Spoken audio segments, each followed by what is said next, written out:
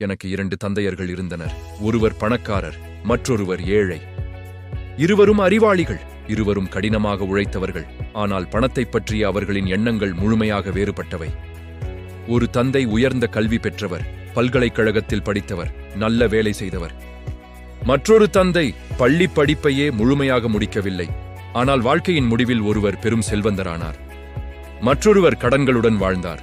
ஏன் இப்படியான வித்தியாசம் ஏற்பட்டது? இருவரும் கல்வியை மதித்தனர்.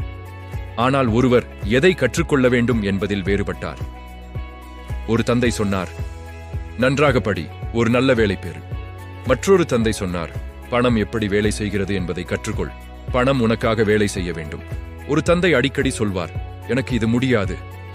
மற்றொரு தந்தை சொல்வார், எப்படி இதை செய்யலாம்? மாணவர்களே, இந்த 2 வாக்கியங்களில் மிகப்பெரிய வித்தியாசம் உள்ளது.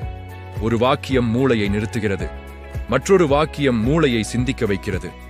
ஏழை மனப்பாங்கு, பணம் தீயது.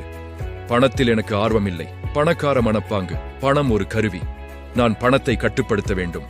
என் பணம் நல்லதும் அல்ல, கெட்டதும் அல்ல, அது நீங்கள் பயன்படுத்தும் முறையை பொறுத்தது. பள்ளிகளில் நாம் படிப்பதற்கும் வேலை பெறுவதற்கும் கற்றுக்கொள்கிறோம்.